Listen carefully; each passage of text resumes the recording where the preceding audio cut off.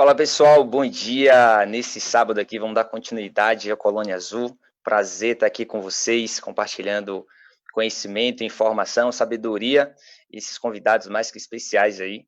E me fizeram um convite de estar aqui moderando essa aula aqui agora com um médico que eu admiro muito, né? Logo que eu descobri que eu tinha diabetes, fui lá em Ribeirão Preto, a gente bateu um papo sobre transplante de células-tronco e de lá para cá acompanho muito ele. É um prazer para mim, um presente, na verdade, estar aqui moderando e batendo um papo com esse grande médico que é o Dr. Carlos Cury.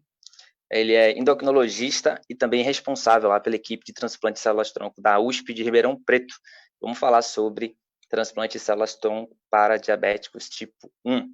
Enfim, Dr. Cury, sem mais delongas, é um prazer estar aqui contigo e vamos que vamos. Ô Fred, o prazer é meu, só. Que surpresa boa. O pessoal não me avisou que ia ser eu junto com você, mas foi uma surpresa boa. Antes de mais nada, eu quero dar os parabéns para o Pablo, que está aí, ó, que luta com informação de qualidade. E você, Fred, o Rodrigo, que está aqui, não sei onde ele está aí, ó. Então, o Rodrigo, meu colega médico, mas vocês são educadores digitais. Sabe, a gente não tem perna para fazer tudo. Eu gostaria muito de estar mais presente com a mídia leiga. Eu me viro no que eu posso, mas a gente, no meio do dia a dia de pesquisa e consultório, vocês estão vendo que eu estou no consultório aqui, estava atendendo mais cedo, e eu quero dar os parabéns. Vocês não são influenciadores digitais. E quando a gente fala de diabetes, a gente fala de educadores digitais. E parabéns mesmo pelo trabalho de vocês. Gratidão. Vocês sempre gerando muito conteúdo, né? E a gente só faz absorver um pouquinho e transmitir, né? Fazer com que cheguem para mais pessoas. Nossa missão é essa aí. Ô Fred, o que eu vou te propor? Eu vou mostrar o conceito do transplante aqui e eu queria que você fosse me interrompendo, que eu tenho certeza que você sabe as principais dúvidas do pessoal. Pode deixar. Já Vê se minha tela ficou cheia agora. tá certinho. Então, gente, eu vou mastigar para você, Fred, para a audiência, os 16 anos das nossas pesquisas. Tá? As nossas pesquisas começaram em 2004 e é com muita satisfação que o Brasil é pioneiro no mundo no uso de transplante de célula-tronco para diabetes. Para diabetes em humanos, e por acaso o diabetes é do tipo 1. Tá? Muita gente, no início, quando a gente começou as pesquisas, a gente mostrou vários pacientes sem usar insulina. Olha que contrassenso, olha aqui. Eu trouxe para vocês uma matéria do New York Times, de quando dois caras, chamados Bunch e Best, dois pesquisadores, que na verdade não eram só os dois, descobriram um hormônio produzido no pâncreas que baixava a glicose. E começaram a aplicar em pesquisa em humanos e etc. Então, a matéria, dali para frente, era que a insulina era a cura. E não deixou de ser, porque até ontem, até sem insulina, a sobrevida de pessoas com diabetes era de semanas ou meses. Então, isso pode ser chamado de cura, sim. Olha a cara de um dos pacientes, do Leonardo Thompson, antes e depois. Olha que seringa boa que ele usava. Olha a agulhinha aí, que simpática. Então, mas não foi uma vitória? É claro que a gente quer evoluir. E eu estou fazendo questão de começar falando de insulina, Fred, porque o que chama atenção na nossa pesquisa é que a turma de Ribeirão tira insulina dos pacientes. Mas peraí, a insulina é boa. Então eu quero deixar muito claro, as nossas pesquisas são pesquisas. E ponto. O melhor tratamento vigente hoje para diabetes tipo 1 é a reposição de insulina. E ainda bem que muita coisa evoluiu desde essas primeiras fotos que nós estamos vendo. Né? E sabe o que eu acho que é difícil? E me interrompa quantas vezes você quiser, Fred. Até hoje a gente não sabe a causa do diabetes tipo 1. Então, eu sei que para aquela família, para aquele pai e mãe, às vezes a separação, eles acham que foi isso que causou diabetes da criança. O pai separou da mãe, o menino ficou... Foi isso. O Flamengo perdeu, o Vitória ganhou.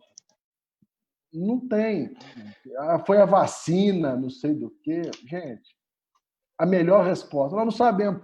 Quando a gente não sabe a causa exata, nós não sabemos. Esse que é o problema até hoje. Esse é o ponto, né? Muita gente me pergunta como é que tá, o que é que você acha da cura? Você acha que existe interesse da indústria em buscar a cura, tal? Eu falo, cara, tem um bocado de estudo rolando aí, mas a gente não sabe nem a causa, velho. Existem suspeitas, né? Imagina a cura. Então, é exatamente isso que você falou aí. A gente está. Como que você acha que está esse processo? Assim, Fred, primeira coisa, eu posso te falar, assim, nesses anos todos já saíram muitas matérias nossas em muitos lugares. Uhum. Eu posso te dizer que a pessoa que descobrir, ela vai gritar. O pessoal tira isso da cabeça. A pessoa vai ficar com tanta notoriedade, vai ganhar dinheiro, vai ganhar notoriedade, vai ganhar tudo. Não tem motivo nenhum para simplesmente esconder isso, que a indústria vai pagar esse cara e vai. Isso não acontece. Eu diria para vocês, nós estamos focados aqui no diabetes do tipo 1.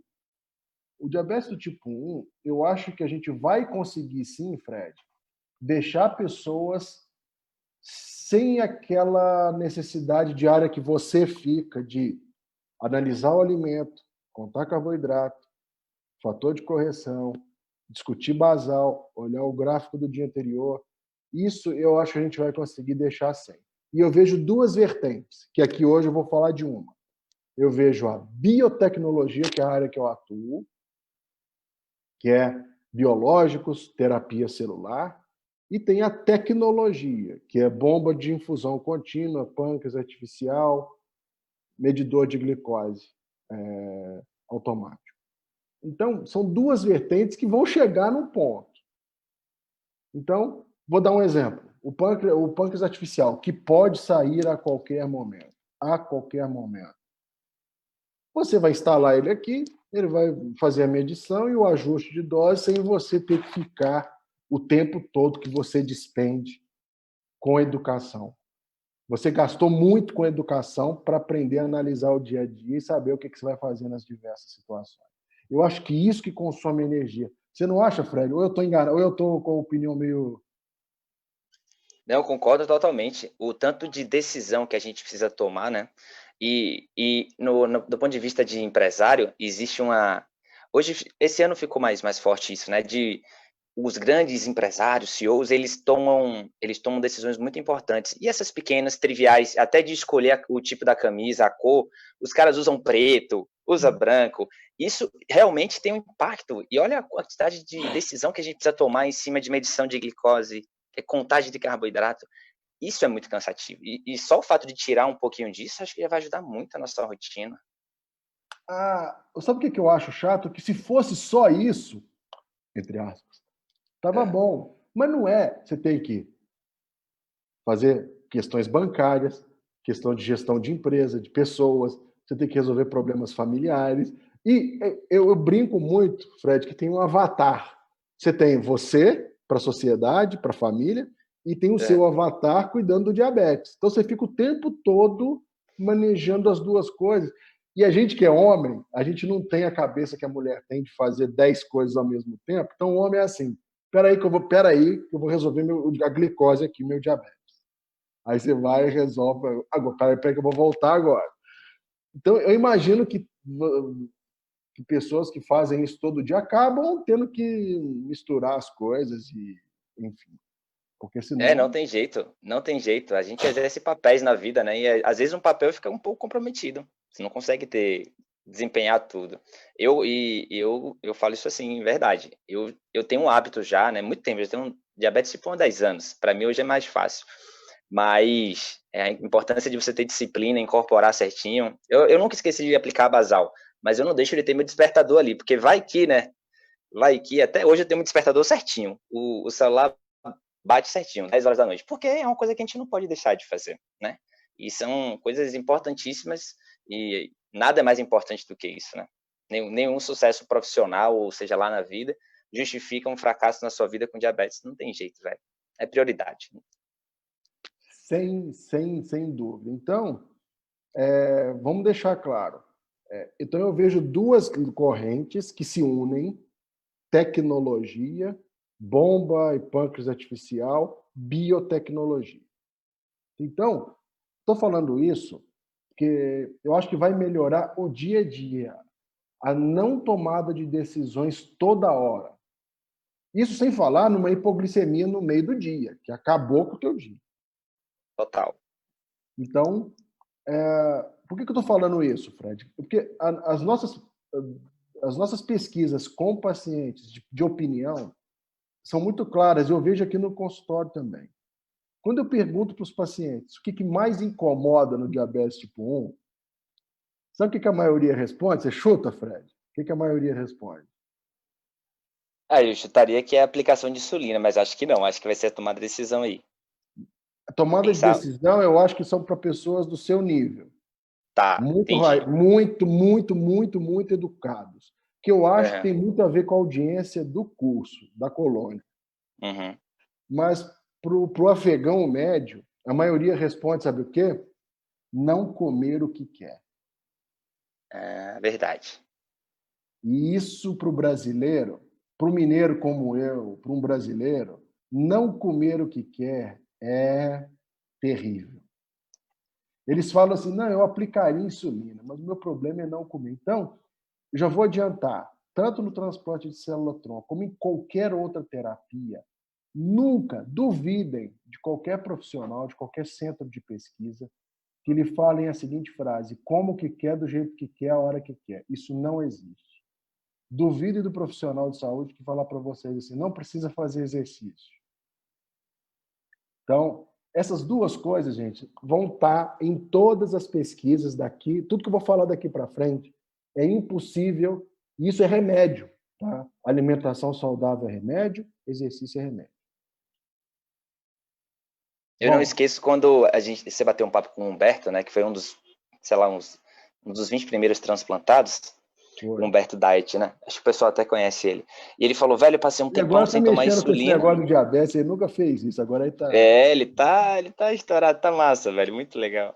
E ele falou, velho, passei um tempão sem aplicar insulina, mas tinha medicação e tal, e o remédio que eu tomava era um remédio natural, que era atividade física e alimentação bacana. E então ele tomava remédio, só que era um remédio natural, velho, que todo mundo tem que fazer, todo mundo tem que utilizar esse poderosíssimo aliado, né? Não só a insulina, mas sim também a atividade física e é uma alimentação saudável, né? Equilibrada. Você pode comer o que você quer, sim, não deve comer tudo e deve ter inteligência de calcular os macronutrientes, fazer contagem de Justo! carboidratos. Agora, quem que não tem que fazer isso? Eu não tenho diabetes, tá? Mas aí quer dizer que eu não tenho que fazer isso? Quer dizer que eu posso comer o que eu quiser, a hora que eu quiser? Não, eu vou passando o cartão de crédito, uma hora vai chegar. Eu estou gastando meu cartão. Então, uma hora Perfeito. a fatura chega. E Então, talvez o grande problema seja isso, né? A gente vai empurrando com a barriga, porque a gente tem na natureza, né? Procrastinar, e aí a gente vai jogando a conta lá para frente. Uma hora vai estourar, né? Eu opto pela dor do arrependimento do que a dor da disciplina, e ela às vezes é muito mais pesada. Então a gente precisa trazer um pouco dessa dor para agora. Velho, eu vou me cuidar para não ter complicações. O grande lance do diabetes é isso, né? O diabetes ele tem esse papel de, velho, se de um lado ele, se não cuidado, ele vai te dar as complicações, né? E existem várias, a gente sabe. De outro lado, ele é esse convite para você se cuidar muito mais cedo do que a maioria da população, que vive estressada, que não tem bons hábitos. isso. E pensando nisso, esse público aqui tem que pensar o seguinte: quando for procurar pesquisas, como você já fez, como você vive fazendo, gente, tem que tomar muito cuidado, porque muita gente acha que os centros de pesquisa existem alguns preconceitos, para o bem e para o mal. Então, o centro de pesquisa do país A ou B, a gente já sabe que ali é meio esquisito. Mas também tem o preconceito de países de primeiro mundo que têm clínicas que também não são honestas, tá, gente? Então é importante todo mundo saber disso. Porque a pessoa, quando acaba de ter o diagnóstico, ela quer, o pai, a mãe, a família quer fazer de tudo. Quer ter aquela sensação de que eu procurei, eu fiz o melhor para o meu filho, ou para mim mesmo. Então, esses detalhes são muito importantes para vocês. Então, duvidem de tudo que é fácil, rápido e indolor. Muito bom. Hoje a gente vive numa sociedade muito assim, né? A gente quer coisa tudo para ontem, tudo rápido, ansiedade, e a gente acaba até disposto a pagar um preço alto por isso, né? E, velho, não existe, né, essa coisa de fórmula mágica. Existe uma construção que você precisa entender as coisas. Eu brinco sempre, pessoal, acabou de descobrir diabetes, beleza, bem-vindo ao mundo azul, né? Alice no País das Maravilhas.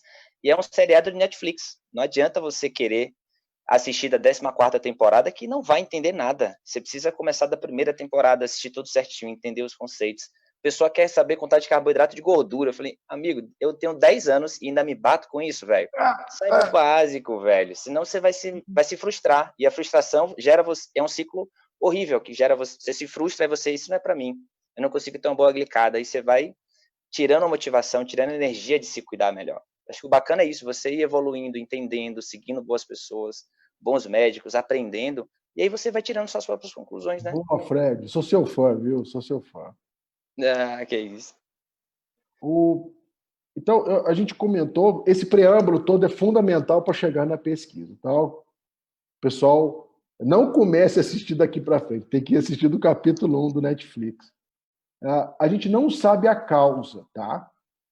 Mas o que a gente sabe é o seguinte: quem que é o grande vilão do diabetes tipo 1? Tem cara e se chama linfócito. Esse é o tal dos glóbulos brancos que vocês estudaram nas aulas de ciências, o sistema imunológico da gente. Esse é o vilão. A gente não sabe a causa, mas o que acontece é o seguinte: o sistema imunológico da pessoa com diabetes tipo 1, erradamente, acha que o pâncreas é do mal, acha que as células produtoras de insulina, acha que essas células são do mal, começa a destruir. Então ela para de produzir insulina e aí vem o diabetes do tipo 1. Então, qual que é o grande ponto? As células de defesa são produzidas aqui na medula óssea, que é um osso. Dentro do osso tem um tutano. Nesse tutano é produzido o sistema imunológico. Então, o sistema imunológico é o guardinha, é o soldado que começa a bombardear o pâncreas do nosso paciente. Muito bem.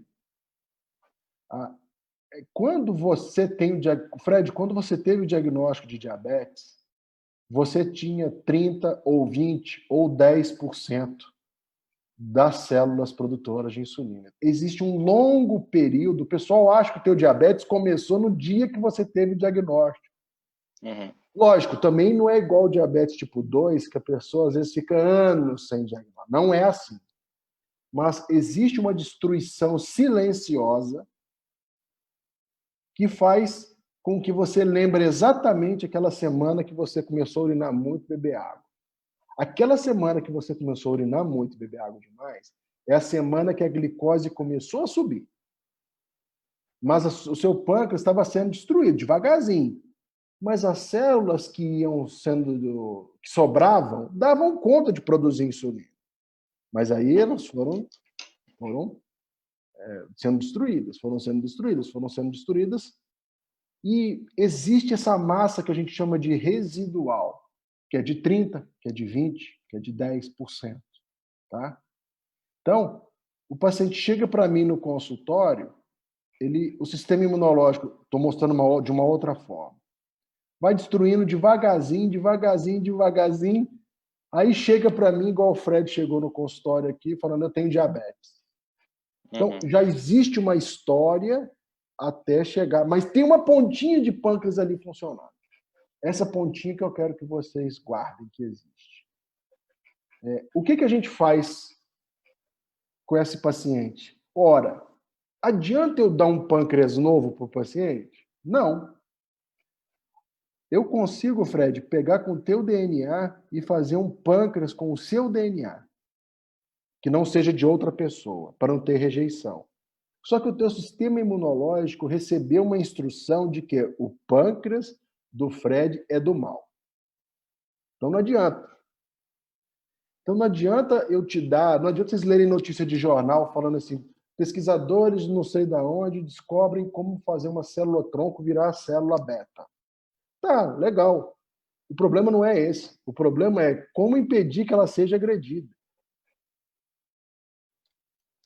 Então, a primeira fase do nosso transplante se chama coleta de célula-tronco. Então, a gente coleta essa célula-tronco aqui, da medula óssea. É engraçado, o pessoal acha que é com agulha na medula, não é não. Pode ser, mas a gente não faz. A gente faz pela veia.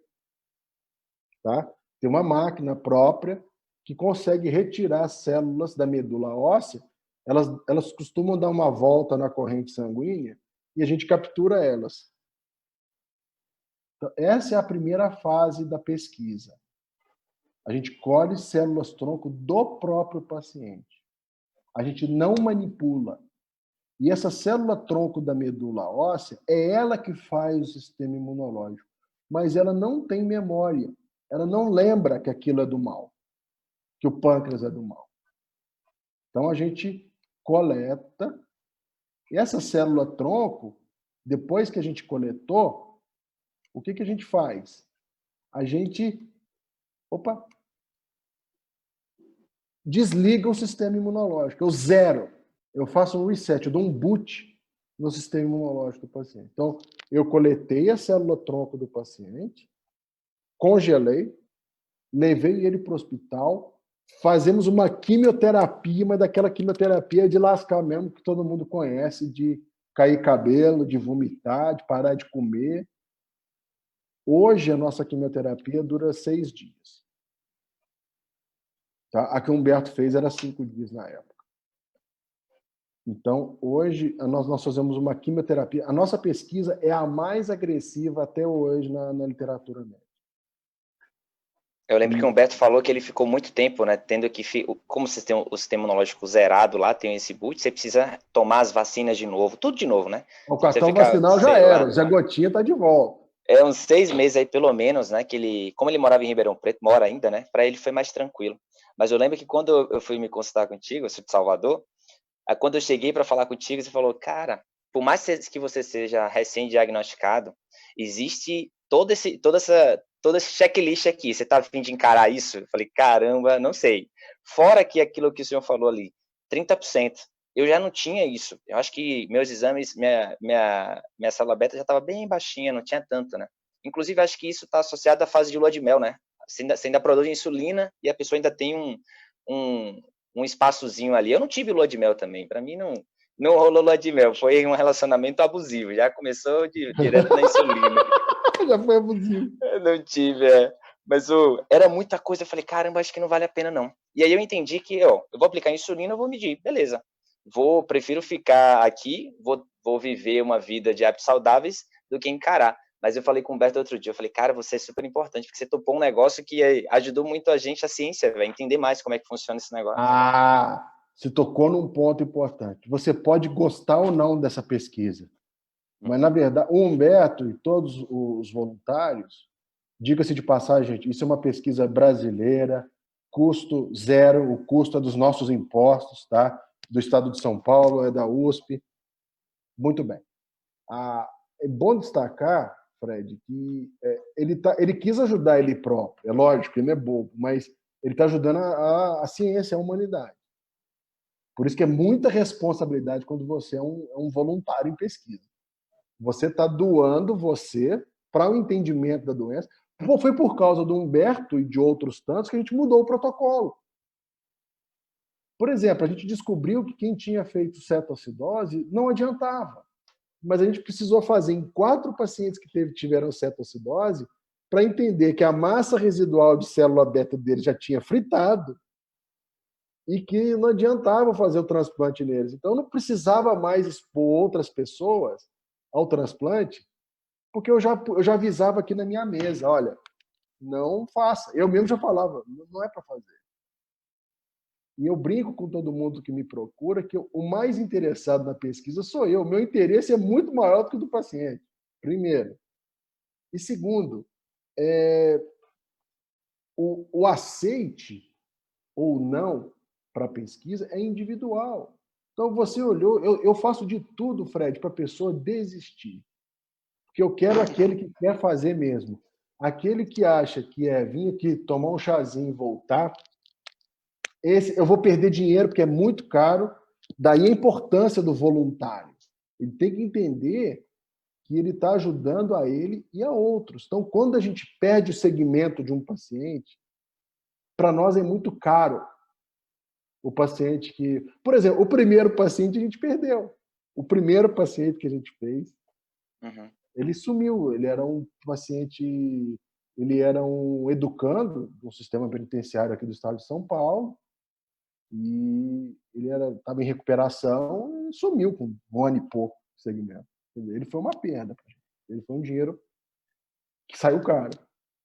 Imagina. Mas aprendizado também, né? Porque aí daí em diante você falou, ó, o cara que não tiver comprometido, não adianta, velho. Porque e realmente... distância conta. O Brasil é continental. Você está lá em Salvador. A questão é a seguinte, você pode fazer tudo que o Humberto fez aqui? Ah, não, para mim fica difícil. Eu até quero, mas eu trabalho, eu tenho família, eu tenho isso, eu tenho aquilo, eu tenho que fazer aquilo. Ah, não, tudo bem, então não dá. Então tá bom. Ótimo. O fato de você não fazer não quer dizer nada. Quem garante que ia dar certo com você também? Às vezes a gente busca, e faz parte quando você tem um diagnóstico de uma doença crônica, né, que não tem cura até então, que você busque as melhores ferramentas, né? E aí, me lembro muito dos pais que sempre chegam para mim, eu quero o filho recém-diagnosticado, vamos botar bomba. Eu falo, cara, nem sempre é a melhor opção, porque você ainda não tem educação em diabetes, que o Everton falou aqui antes, que o Sérgio, se você não souber, pode atrapalhar, você pode estar pulando etapa. Entende que, de repente, você pode estar usando um sensor contínuo que pode ajudar mais, e aí depois você vai entendendo se a bomba faz sentido. Às vezes, para a criança, não é uma decisão conjunta também, né? Não é só dos pais, como a gente falou aqui.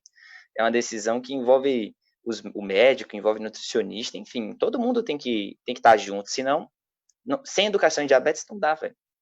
Perfeito, perfeito, perfeito. Então, lembrando, pessoal, o que a gente faz aqui? O paciente chega perdendo o pâncreas, um pedacinho do pâncreas está aqui, e a gente faz quimioterapia. 1 mês no hospital, direto, fica a quimioterapia durante 6 dias, cai cabelo, vomita. E a gente faz a quimio, zera o sistema imunológico e liga de novo pela veia, infundindo a célula-tronco, que é dele próprio. E essa célula-tronco faz nascer um novo sistema imunológico livre de vícios. Ele não lembra que o pâncreas é do mal. Então, o objetivo do nosso transplante é preservar o pedacinho que sobrou. Muita gente confunde. Eles acham que a gente regenera o pâncreas igual o rabo de lagartixa. Não é. É simplesmente preservar o que sobrou. Tá? Por isso a importância de ser recém-diagnosticado, né? E ainda ter esse resquício aí. Se não tiver, não adianta a pessoa que tem 5, 10 anos falar, eu quero fazer, não dá, velho. Né? Não tem condição, não. Parece que são os 3 primeiros meses, né, do diagnóstico. 6 semanas. 6 semanas, ó. 6 semanas. Então, você vê. Então, você até me deixou uma brecha aí. Pessoal, o pessoal vai perguntar, quem que pode fazer pesquisa hoje? Ninguém, porque nós estamos no meio da pandemia de coronavírus, a gente não está fazendo pesquisa com ninguém hoje, não está incluindo ninguém. Mas quais são os critérios atuais das nossas pesquisas que a gente vai ter em breve, assim que tudo isso passar? Então, anotem aí. Idade maior que 18 anos, diabetes tipo 1 a menos de 6 semanas, a pessoa tem que estar usando insulina. Tem que estar usando insulina. Porque às vezes tem lua de mel, às vezes a pessoa não está usando insulina. Tem essa. Parece óbvio, mas não é não. Então, esses 3 critérios. E não pode ter tido cetoacidose diabética. Tem outros critérios técnicos, mas para quem está em casa, é importante saber disso. Então, 18 anos para mais, menos de 6 semanas de diabetes tipo 1, não ter tido cetoacidose diabética e tem que estar usando insulina. Tá. Bom, e aí você vai falar assim, mas preservar aquele pedacinho do pâncreas ajuda? Ajuda, Fred. É o seguinte, isso é uma coisa que não está muito no dia a dia da maioria dos médicos, inclusive. A melhor maneira de você prevenir sequela a longo prazo é controlar a glicada. Então, glicada bem controlada, controle glicêmico, agora time in range, ou seja, manter o diabetes sob controle previne sequelas. Só que tem que ter uma outra informação que a maioria não sabe, porque não usa. Ter pâncreas produzindo insulina previne sequelas também. É um plus. E a produção de insulina, a gente olha pelo peptídeo C. Quanto maior o peptídeo C, maior a produção da insulina. E o nosso grupo, a gente teve 3 tipos de evolução. Nós tivemos em vermelho o paciente que nunca, desde que fez o transplante, aqui em meses, o peptídeo C dele caiu e o paciente nunca ficou livre de insulina, porque eram pacientes que tiveram cetoacidose. Esse grupo, nós excluímos ele. Nós tivemos pacientes que, depois do transplante, começaram a produzir insulina, quer dizer, aquele pedacinho de pâncreas que estava lá, parou de receber bombardeio e começou a respirar. Falou, opa, pararam de me bater. Então eu vou começar a produzir insulina de novo. Aquele pedacinho. Então, esses pacientes ficaram anos sem usar insulina, é o caso do Humberto. E tem pacientes que subiu, mas não subiu tanto, ficaram anos ali sem usar insulina, mas ficaram menos tempo. Tá? Então, gente, só para vocês terem uma ideia, nós conseguimos feitos inéditos. Olha isso aqui, gente. Isso aqui é da época do CGMS, da Medtronic. Colocando range de 70 a 140, que não é o habitual para hoje. Olha isso aqui. Um paciente pós-transplante sem usar insulina. Olha isso. Isso não existe. E aí é importante ressaltar que a pessoa incorporou hábitos saudáveis. Alimentação tomando e remédio. Atividade física. 2 então, remédios, assim, exercício e atividade física. boa. E alimentação. Tranquilo, estamos tranquilos. Então, olha isso aqui que beleza. Olha isso aqui, Fred. Surreal, muito bom. Então, essa pesquisa nossa, nós temos pacientes que passaram de 10 anos. Isso aí não existe, gente, na literatura médica. Porque existem muitos trabalhos que lidam com o sistema imunológico, só que qual que é o problema, para todo mundo entender? As manchetes de jornal, quem terminar essa aula e procurar transplante de célula-tronco, Ribeirão Preto e tal, vai ver um monte de matéria de jornal boa. Só que eles não mostram os problemas, eles falam assim, grupo de Ribeirão tira insulina. Na verdade, o nosso objetivo é fazer aquele pedacinho produzir mais insulina e, a longo prazo, esse paciente tem menos sequelas. Nós temos pacientes seguidos conosco hoje que têm 15 anos de segmento e nós não temos nenhuma sequela. E nós já comparamos com o paciente seguindo em tratamento comum, habitual, e isso se comprovou já. O transplante de célula-tronco previne sequelas a longo prazo. Ponto. Mas a notícia é o seguinte, os pacientes não precisam usar insulina. Então, é bom deixar claro que muitos pacientes voltam a usar insulina, mas às vezes voltam só com basal, Fred. Olha que diferença que é do que você faz hoje. Sim, O cara acorda é um de esquema manhã, bem...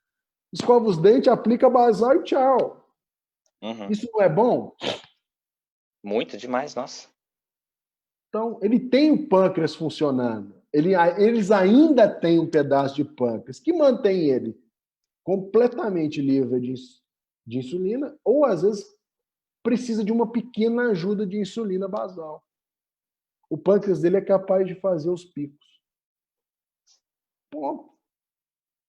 Então, sem dúvida, eu não posso negar, deixar claro aqui, que esse é um capítulo da minha vida que ainda está sendo escrito, e eu tenho certeza que o nosso grupo está colaborando de alguma forma para a diabetologia mundial, e nós estamos correndo atrás. Nós e todos um monte de outros pesquisadores do mundo. Com certeza, é incrível isso, né? E a gente, em momento algum aqui, falou de cura, né? A gente tem falado e que fique bem claro. E outra coisa que o pessoal sempre fala, cara, a culpa não é do seu pâncreas. A gente não sabe nem de quem é É a do culpa. sistema imunológico. Não, o Exato, sistema imunológico que bate nele. exato. O problema é muito maior, por isso que não é tão simples, não é tirar um pâncreas. Ah, vou fazer um transplante de pâncreas, meu pâncreas não serve Não, para nada. Seu pâncreas serve, ainda produz uma série de coisas importantes para você, tá? justamente. E assim, é bom deixar claro que se fosse cura, Fred, eu seria o primeiro a falar. Você acha que eu sou bobo? Eu seria o primeiro a falar. Mas não é. Eu tenho que ser 100% honesto. E eu também tenho que ser honesto na hora de falar de efeitos adversos. Então, o pessoal está se perguntando quais são os efeitos. Primeiro, existe risco de morte. Isso está no contrato. É claro que nós temos uma unidade própria para isso. Eu vou mostrar para vocês já já. Nós temos uma equipe de enfermagem. A enfermagem é fundamental no transplante de célula-tronco. A enfermagem é a alma do transplante da nossa equipe. Nós temos umas melhores enfermeiras do mundo. Então, tem todo um risco de infecção. Nós temos uma unidade só para quimioterapia em doenças autoimunes, que entra diabetes, lúpus, esclerose múltipla, esclerose sistêmica. Então, existe o risco de morte? Existe. Morreu alguém? Não, nunca morreu alguém. Nem querendo, né? Óbvio. Por isso que a gente faz uma triagem antes. Então, depois que o paciente aceita, Fred, a gente vira ele de cabeça para baixo para ver se não tem nenhuma doença oculta. Já aconteceu do cara entrar para o transplante e vai ter hepatite B. Então não pode. Já aconteceu. Então, a gente tem que saber que o paciente está com saúde, a gente informa isso para a família. A gente informa também que o risco existe, mas é claro que é contornável. E existe. Cair cabelo, vai cair, não é risco, é certeza. Vomitar, vomita nos dias da quimio, são 6 dias. E a gente mostra também que pesquisa, existem os riscos que a gente não conhece. Nós estamos no meio das pesquisas de vacina de coronavírus. Então, existem efeitos colaterais que a gente tem que falar para eles. Eu não sei, pode acontecer algum efeito que eu não estou sabendo. Existe o risco de infertilidade, tá? Especialmente em mulheres. E a gente explica isso antes. A pessoa, eu já vi gente virar para mim e falar assim: eu não quero fazer porque vai cair meu cabelo. Ah, mas por que é o cabelo? Mas para aquela pessoa o cabelo é importante. Pronto, não tem conversa. Eu não tento convencer ninguém a fazer o transplante. Eu mostro, e se eu tento fazer alguma coisa, eu tento fazer ela desistir. Porque a gente não quer pessoas que estão mais ou menos. A gente precisa desse voluntário 100% acompanhando. Então, e outros efeitos colaterais, que eu não diria que são efeitos colaterais, mas são coisas do tipo, quem mora longe, depois que recebe alta, é um mês no hospital, gente. Um mês no hospital não é para qualquer um. Você tem que ter consultas frequentes nos primeiros meses, então você tem que estar aqui toda hora, você tem que ter disponibilidade para o transporte. Então, não é barato. A gente não consegue pagar o transporte das pessoas. A pesquisa toda é gratuita, mas o transporte a gente não consegue pagar. Então, eu confesso que a questão geográfica num país desse tamanho ajuda, e isso certamente isso pesou muito para você não topar, dentre outras coisas, mas o fator geográfico ajudou muito. Então, Pablão, essa live vai ficar salva, né? Então, quem chegou aí no meio pro final, esse papo incrível, pode assistir, porque foi muito conhecimento, muito conteúdo. E uma coisa que em relação à cura, né? Eu tenho fé na cura, né? A gente conversou bastante sobre isso aqui, mas eu acho que mais profundamente o diabetes ele já cumpriu o papel na minha vida, pelo menos é assim que eu acho. Ele já fez com que eu tivesse hábitos saudáveis. Se vier a cura e eu for curado, né, não precisar mais aplicar insulina e tal, eu não vou querer comer doce toda hora, porque eu já sei que isso não faz bem para ninguém, velho. Eu vou ter hábitos saudáveis, eu faço atividade física todos os dias, então acho que essa ressignificação, essa cura psicológica, digamos assim, ela já existe, né, e está disponível para todo mundo, assim, que a gente tenha fé, obviamente, né? Eu não quero aplicar insulina para o resto da vida, e torço para que isso, a gente falou aqui vários estudos que estão rolando, mas acho que o diabetes, de alguma forma, ele já teve a missão dele na minha vida, assim. Excelente esse teu depoimento. Tem que gravar ele e difundir para tudo que é lugar. Essa aqui, Fred, é o nosso fundador do grupo, é o Júlio Voltarelli, meu amigo, meu padrinho, é um dos maiores imunologistas do Brasil. Aqui, pessoas da imunologia, Carol, Jorge, o Fabiano, a Bia, a Daniela. Se quiser mostrar a foto grande, tem mais aí da equipe, só para o pessoal entender que eu sou só mais uma pecinha nesse jogo. Aliás, eu brinco que eu sou a melhor parte, eu sou o cara que tira insulina, né? Então, assim... E, Fred, eu fui muito... Essa equipe me acolheu com muito carinho. No primeiro transplante de célula-tronco do mundo, eu tinha 28 anos. E eu que conduzi. Então, você imagina para mim como é que foi. Essa aqui é uma foto minha de frente para a unidade. Nós temos uma unidade, a unidade de terapia imunológica, que é só para doenças autoimunes. Nós somos o único centro... Chicago tem um centro disso e Ribeirão Preto é o segundo centro, é o que tem no mundo. Tá? E, para terminar, informação é tudo. Fred, isso aqui, uma médica, eu vou até dar um zoom aqui, uma foto tirada numa esquina em Belo Horizonte. Aliás, uma médica não, uma paciente que fez transplante, a irmã dela mora lá em Belo Horizonte, tirou foto e me mandou, estava meio tremida. Ó, SOS, Carlos de Souza, sou portador de diabetes, necessito de transplante de célula-tronco. Ou pâncreas, está escrito aqui, ó, não sei se vocês estão conseguindo enxergar. Eu estou vendo. Colabore com esta campanha. Gente, isso aqui é a foto do que não se deve fazer. Isso é o resumo da falta de informação.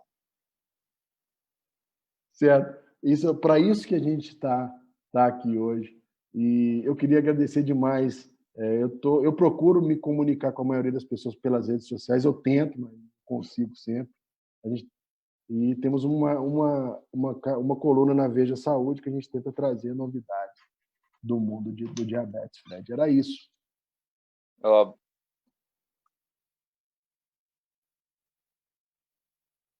Não, eu já fui coletando aqui, o pessoal foi comentando, já fui dividindo contigo aí do que o pessoal foi comentando, né? Acho que foi muito esclarecedor, e principalmente do fato, né, do que é a realidade do transplante de células-tronco, né, em que nível tá, e o orgulho, né, que a gente tem isso aqui no Brasil também, tem o senhor à frente disso aí. E, enfim, só agradecer mesmo a todo mundo que está aí do outro lado também, buscando educação em diabetes para melhorar, né? E eu brinco com o pessoal, eu tenho um prazerzaço de participar de lives, mas tem gente que fica pós-graduado em participar de live, mas se não gera transformação, né? Então, pega as informações, conhecimento, sabedoria que a gente consegue aprender num dia como esse aqui e gera transformação em sua vida, velho. Faz melhorias, erre mais, né? Aprenda mais, converse mais com os educadores em diabetes, seus médicos, para poder melhorar o seu tratamento. E, enfim, agradecer, para mim foi uma grande honra, um prazer estar aqui dividindo essa tela contigo, um cara que eu respeito bastante, e acompanho muito a revista, viu? Sempre que sai uma coisinha nova, você posta lá, eu já vou lá ver, né? Reposto no Instagram, porque realmente tem muita coisa legal. Obrigado, Fred. O prazer é todo meu e eu tenho que te agradecer por você ajudar a disseminar informação de qualidade nesse mundo cheio de fake news. Eu tenho que te agradecer, a classe médica tem que te agradecer por colaborar, ser mais uma frente, que não é só médico, e que nos ajuda muito. Muito obrigado, Fred. A honra foi minha. Grande prazer. Galera, fica aí, agora vai ter um papo sobre o pessoal da Abbott, né? Acho que vai ter um tempinho aí para vocês tomarem uma água, ir no banheiro, e aí vocês voltam.